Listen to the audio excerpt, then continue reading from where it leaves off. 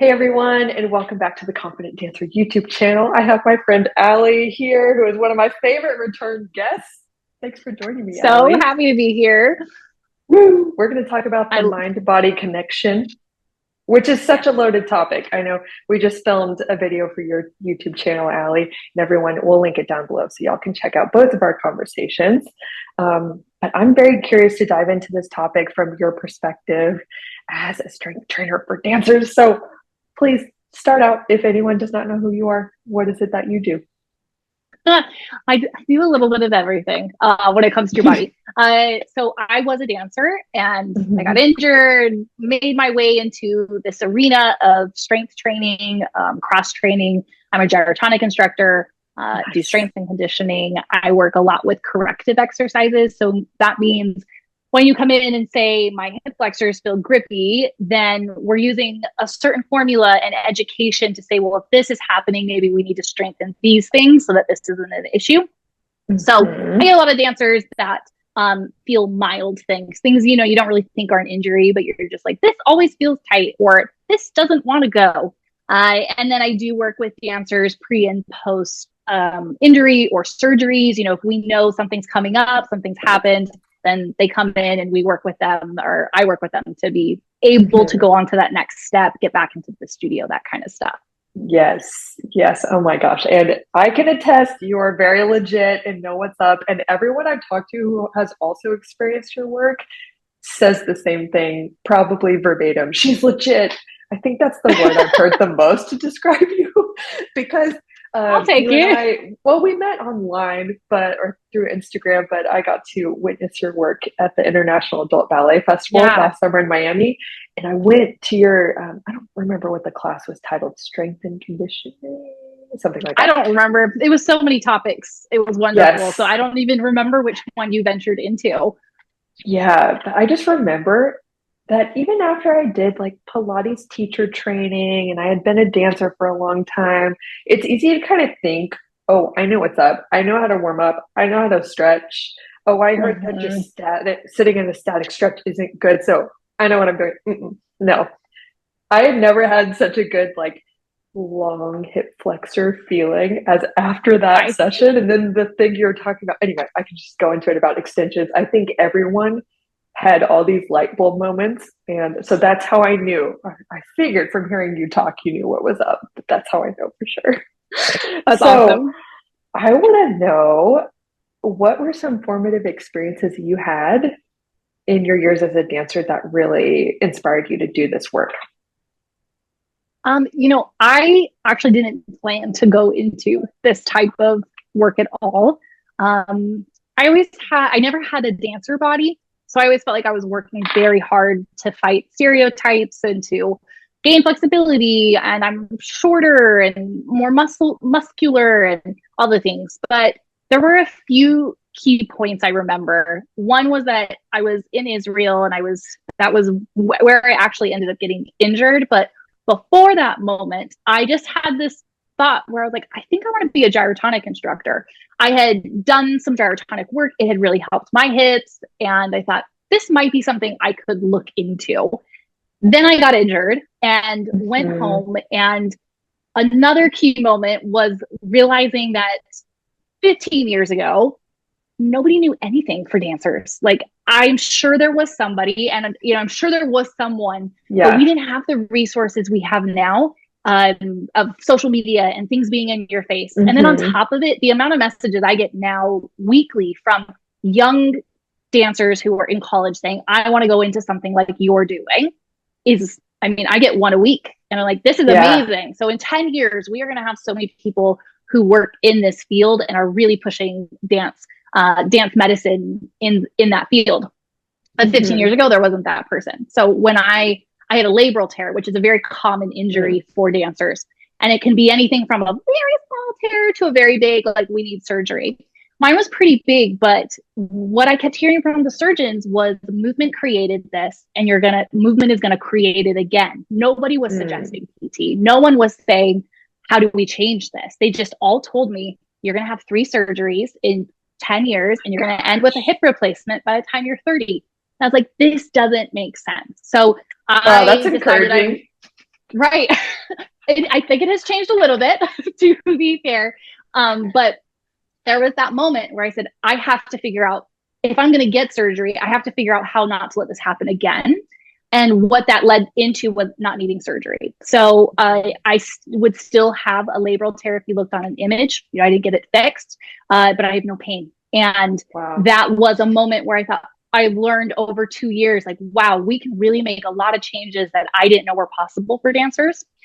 And then the third moment that really solidified things was realizing realizing that all the corrections that I got as a child growing up in a strict dance world didn't help me come back from injury. That all the things that dance teachers had told me, pull up, turn out, open your knees, turn out from your inner thighs, point your foot harder. It felt foreign. And I had this memory in my body of what it felt like to bring my leg to all Sakone up here. And I like would close my eyes and then my leg would be down here and like this. And it was like, what? And all the corrections that we hear as children or young dancers that can be so benign and non-specific, were not helpful. And I had to relearn how to do ballet, basically. What was actually happening? What did I need to think about? What these general cues were not helpful. So what was that thing that I had to know about turnout? What actually was happening? What actually was happening in your hip trying to get your leg higher? So those were the three moments I think that pushed me into this career. And then there's been many more since then that just drive my passion and love. But I didn't go into it thinking I'm going to do this for a living. I'm going to see is dancers. I'm going to build a program and a company and hopefully an empire on this. Yes. It was just I'm interested in this. Maybe this is interesting to me, and it just has progressed with love and commitment and passion as we go.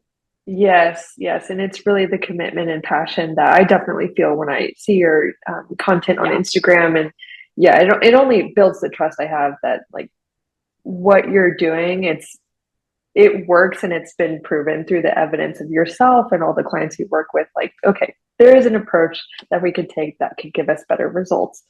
So speaking of the mind-body connection, I remember in Miami, you said something about gaining flexibility having to do with it's partially a neurological process. Can you tell us kind of what you touched on in Miami? Because I remember it blew my mind. Yes. So I always say that, especially when we're coming into topics like this, I hope in 5 years I know more than I know now. And I want to look back at this video and be like, I didn't even know what I was talking about, in a really good way. So that we're always learning and pushing science and what I know. But my understanding of it at this point and the way I get results in working with dancers is understanding that there's a system that's been developed that we call neurodynamics. And it's basically understanding and acknowledging that our brain sends signals down through the nerves to our body and tells us what to do. And that our flexibility has more to do with that nerve line being free and open and no tension or disconnects in it than actually changing muscle length. What they have found is that when we look at, say, Allie's hamstring right now, and then I do a deep stretch and now I can touch my toes or do the splits, the hamstring length didn't really change from inflexible Allie to flexible Allie. And when I was young, and you might have heard this too, the thought was, you know where I'm going with this. It was, we're tearing muscles. We're tearing to make it longer. Yes. We're doing micro tears in our muscle, and then they're going to heal longer. So being so sore that you couldn't walk for days meant that you were going to be more flexible in 5 days because your muscles were going to grow back longer. No, that's not what's happening anymore. Yes. So part of what I do with dancers to increase flexibility safely and so effectively, especially if you're that dancer that just feel like you can't get past that next point, or there's a good stretch and then there's like a bad stretch pain. And I think a dancer who has the bad stretch pain knows exactly what I'm talking about. You hit a point where it feels like you can't stay in that stretch, as opposed to like, wow, this feels good, I want to stay here. So if you have that feeling, then most likely we have something going on in that nervous system, in that line, that there are exercises, there are tests for us to do to look, make sure that that's moving freely, and then move on to things like active flexibility. So that's what we were doing in Miami with the adults. That's what all the eyeballs were like, oh my gosh, because some of them went from being able to just touch their knees when they reach forward all the way down to the floor. And I remember that in that class, we did a little test where we just basically like squeezed our fist, right? And we squeezed the fist, and then we distracted our nervous system, and they were able to reach down. And that's kind of the killer where you're like, I didn't stretch my hamstrings at all. There is more to this puzzle than muscles. And that's so much of what you do, is there's more to this puzzle of being a dancer, having our physicality, seeing improvement. There's more to that. And it literally meets the eye. So that's just one example of how our connection and our brain does dictate what our body does. That's so good, because it makes sense that one primary aspect of, especially what in my training I've heard referred to as the subconscious mind, which is related to certain parts of the brain where certain activity comes from, obviously. They're primarily wired for self-protection and to prioritize that. So obviously, if we kind of think about that logically, if you're doing a stretch and your brain is wired to protect you, and a stretch in normal human survival circumstances would cause some sort of damage, then of course your brain would want to send signals through your nervous system to, the different parts of your body to like tense up, to get out of it. And so it makes sense that reconditioning the brain, not just like doing the physical stretch and only thinking about the muscle, but that is part of what is going to create the results. So that's exactly what I said. Might have been kind of wrong, but we have those protective mechanisms, and we have, our body has a history, your brain has a history. So even if you did something unconsciously, like you just kind of rolled your ankle and your brain went, oh, my inner thigh didn't feel good for half a second. Maybe you didn't even register that it was a thing, but your brain went, then it's going to create a sensation, a stretch, an ache, a pain, a stabbing, a numbness. The list, anything you feel is coming from your brain down through the nerves and is a sensation. It doesn't mean that there's not something going on in that area. But when it comes to especially flexibility, for a healthy body, a lot of the time it's just kind of a pathway. It's just basically a history that we have to rewrite with certain exercises. It's not as simple as just saying, I want to be flexible. But there's a way that we know how at this moment to work with our brain, our nerves, and our mobility and flexibility, which is pretty cool. Yeah. Wow. That is so cool. Hey dancers, I hope you're really enjoying the video. I just want to briefly remind you that the Confident Dancer Collective, my group coaching program, is closing for enrollment soon. So I want to invite you to consider enrolling, because truly, if you've been watching my videos and resonating with this content, and you've been noticing that it's your mind that really is one thing that's holding you back from performing your best and feeling confident and good about yourself when you're dancing, then I really believe that this course will be a great next step for you. In this course, you'll learn all of the tools that I think every dancer needs to know, the psychological tools, frameworks, and techniques that you can use to control your mental state to help you perform your best under pressure, build confidence that's real, a knowledge of what you have to offer, and this feeling that you really know how to mentally support yourself to consistently perform your best and also feel your best as a human as you dance. So I encourage you to click the link down below to learn more about all that the program includes and apply today. Get in on this round, you won't want to miss it. And if you have any questions, feel free to send me an email or a DM on Instagram. All right, that's it. Enjoy the rest of the video. So I know that, you've had experience coming back from injuries yourself, and you've also, of course, walked many dancers through that process. So I'd love to hear, what are some things that actually need to change in a dancer's mind to help their physical process of recovery as well? I feel like there's probably several of these, but the two that really spring to mind when I'm working with a dancer who's been injured, and then having experienced this in a very real form in the last year as I've come back from a surgery. One is that we have outdated information that we're that's living in our brain. And whether you are new to dance or you're someone who's danced forever, we kind of have a hierarchy that has passed down this information that gives us certain cues, and they get drilled into our head.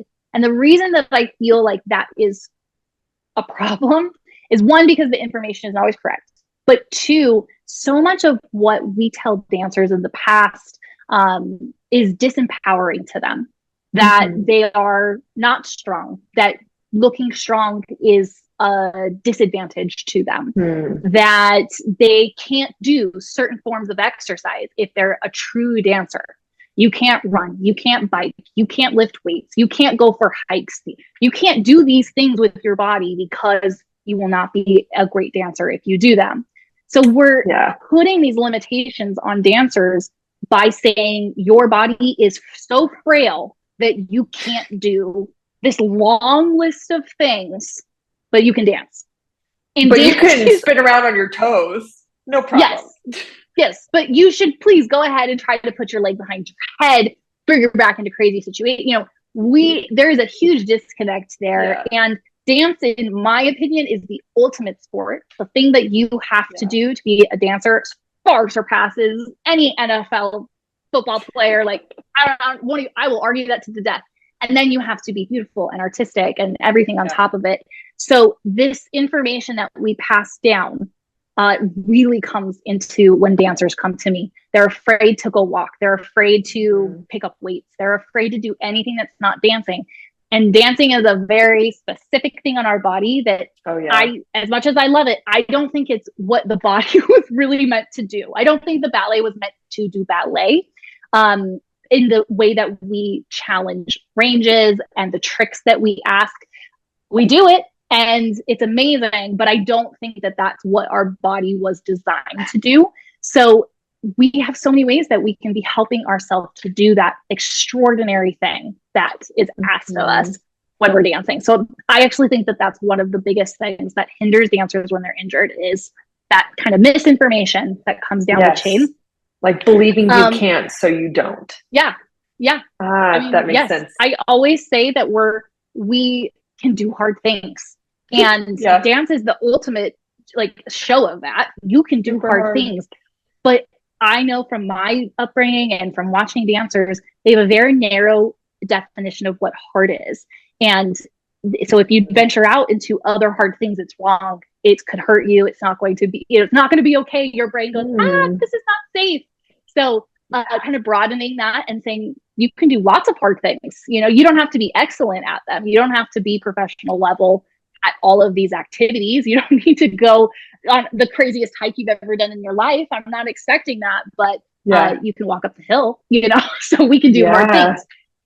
But this kind of the second thing I think that happens in that injury mentality that I don't love and is there, and I have it too, is the copycat. Is as dancers, we watch, we observe, and we copy. We don't always know why we're doing something. That kind of comes back to cueing, comes back to that story I had about realizing, turn out from your knees didn't help me. Inner thighs forward didn't help me.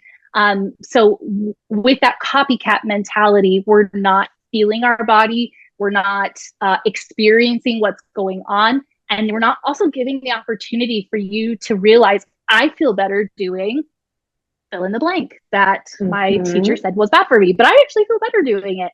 For me, that was lifting weights because I'm more muscular. I was told if I picked up a 5-pound weight, I was like, I'm going to blow up, And you're going to become the Hulk. Yes. And my PT, he had to talk me into picking up a weight for months with my labral tear. I was like, nope, I might be a dancer again.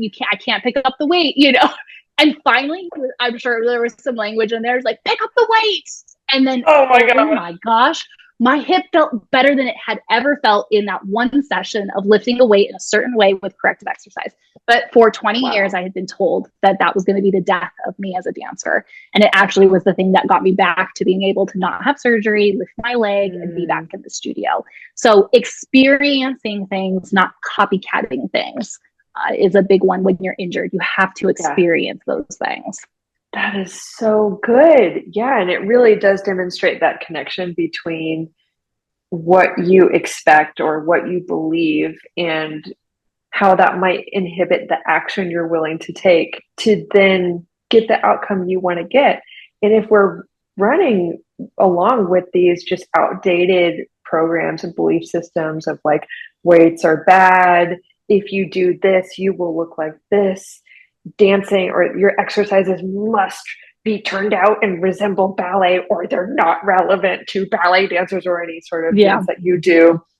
Maybe if you're more of like a competition or jazz dancer, it needs to look like this, that, or the other that resembles your art form. If you're just going along with what you've heard before, guess what? You'll get results that pretty much resemble only what you've seen. Which, what do we see? We see dancers not recovering well from injury, getting repetitive injuries, then feeling like they can't put up with it anymore. They don't have hope, they quit. Or whatever that is for them. Or expecting they'll always have to be in pain. They don't want to go back into it. They don't have the mental drive to get back into it because dance was too rough. That is the story. But that is the story. I experienced that. Yeah. So we have dancers who are starting to break that mold, and we're seeing dancers are able to dance longer. It always cracks me up in the this is silly way of these dancers that are older who are in professional companies, like they're lifting weights, they're doing things that are not ballet, and somehow that gets ignored by some of the higher ups in companies or studios or whatever the powers may be. But we have to be doing something different so that our brain can perceive different motions and do the hard things.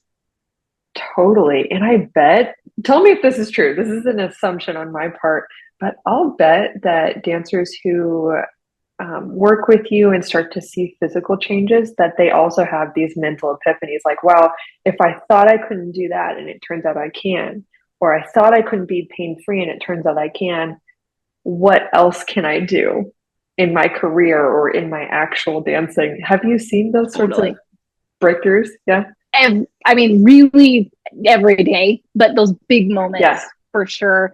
I actually have a dancer I'm about to do a little video with because I've been working with her for 2 years. She's a professional dancer. She's trained with the Martha Graham company. Like, she's a legit dancer and she's stunning. And we worked virtually for 2 years.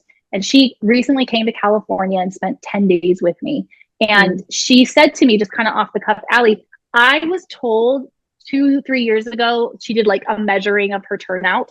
And she goes, I cried. Like, it was so sad that this was my turnout. And I was told that was going to be what I had because like I was at this professional level and this is what you got.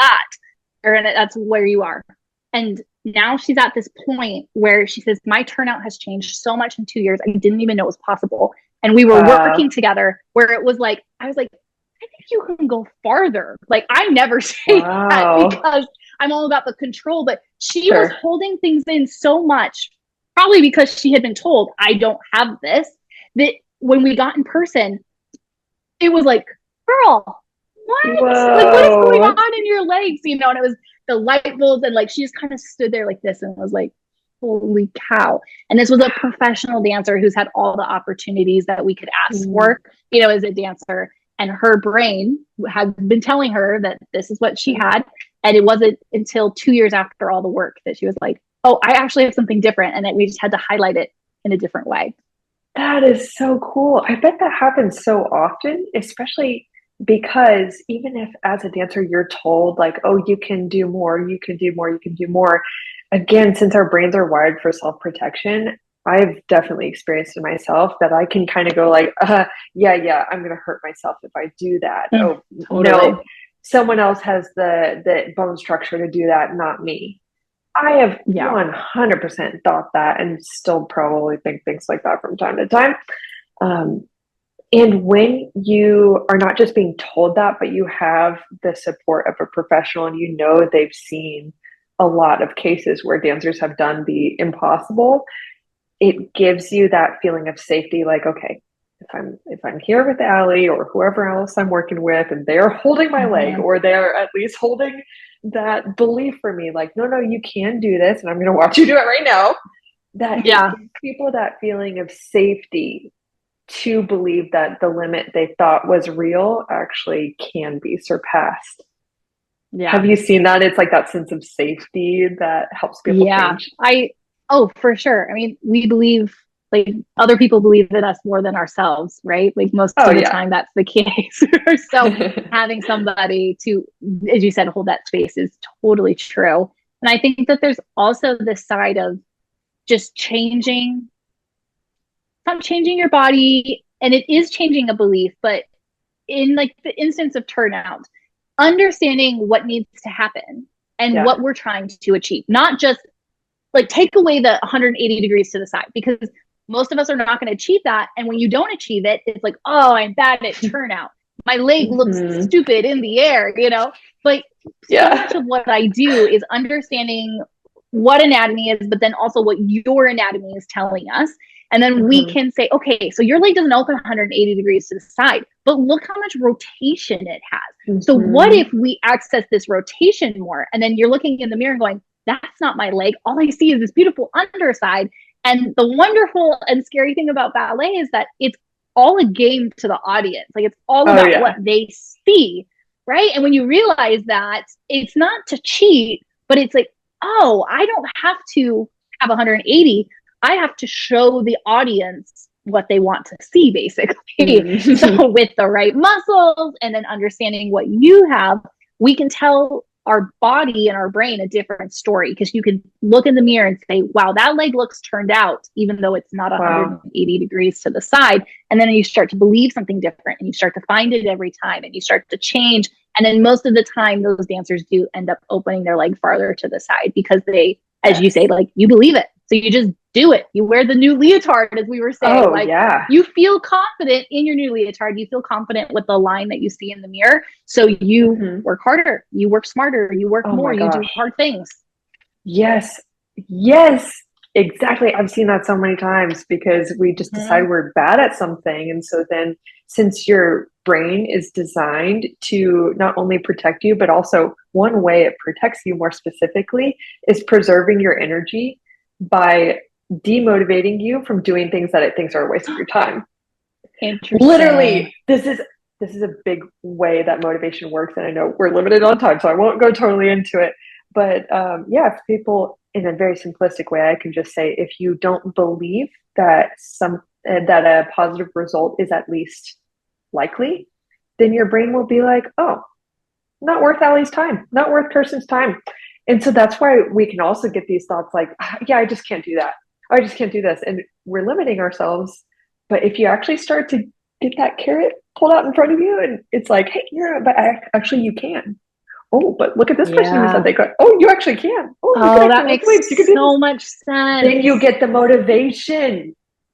That makes See, so much sense, because I know with the goal setting, like, I've always been told, and I see results where it's like smaller, biteable goals, yes. basically. Like, let's shoot for the stars, but shoot for the stars in 3 years of work, not Mm-hmm. tomorrow. So those little bite sizes, when you succeed, it's like, oh, I want to go to the next one. I want to go to the next one. But now tying in that side of it, where it's like, you're literally giving your brain the carrots. That's Yes. what it is. Oh, that makes Yeah. so much sense.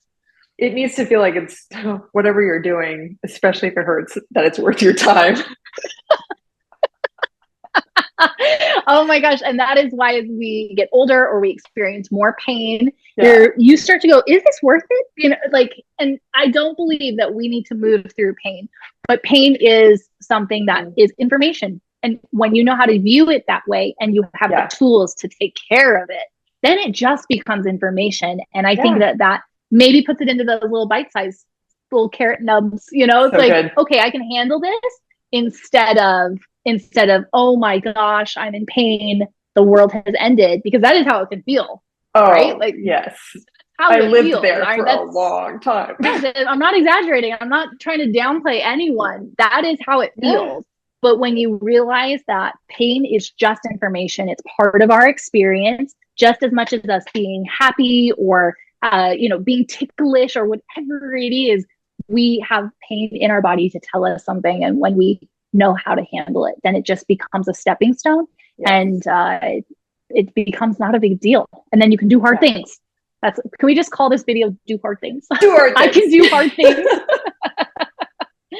That's so good. Oh my gosh. Well, Allie, I know you've got some important work to get to today, but I don't want to leave this video without the dancers knowing what you have to offer because I know about it and I want them to know about the Dancer Strong program because that's really going to guide them through the how-tos of like, okay, we had this broad view inspirational conversation. I'm sure some dancers got some really, really good insights out of it, but I'm sure a lot of them are asking, like, okay, how does my cross training routine actually change? So please share with us what your program is and how they can find it and join. For sure. So I created something called the Dancer Strong program, which is a year program. So it's definitely for dancers that are wanting to make long-term changes. And it is designed to assist you not only with the physical change, so the exercises, the routine to make the change, but now the information and the know-how. Why are we trying to do this? What are the challenges that a lot of dancers have when it comes to turnout? These are the common ones. Let's work on it this way. So we go through each month with a topic: turnout, extensions, flexibility, jumping, arabesque. We go through them all. And you get 3 to 4 workouts a week that are all different, and they're all tailored towards that topic. And we just build upon you for the year. So I get a lot of dancers that are feeling stuck in their cross training, or ones that can't afford right now to have a personal trainer every week. The cost of this program is like a quarter of what a 12-pack of sessions costs, So this was a big goal for me of how do I get information into people's hands at a more affordable price than the private. And I really poured my information and heart and soul into this one. So I always tell dancers, if you want the most information from me, don't do privates, do the Dancer Strong, because it is a year of information just pushed into this one program. It's a lot of information. So you can check that out. And there's also a few little mini programs. So if you want to do something smaller, I have something for flexibility, if that was of interest, turnout, some ankle strength. I have a point program. So there's things that are a little bit more bite-sized and specific, but if you're ready to make the work for a stronger, healthier body and understanding yourself, the Dancer Strong program would be what I would suggest. Yes, I want to join now. I'll have you anytime. I'm sold. Well, thank you so much, Allie. I really appreciate you sharing your heart and your expertise. And everybody, I'll link her stuff down below so you can check it out and join her programs. Thanks, Allie, and thanks everyone for watching. Thank you so much.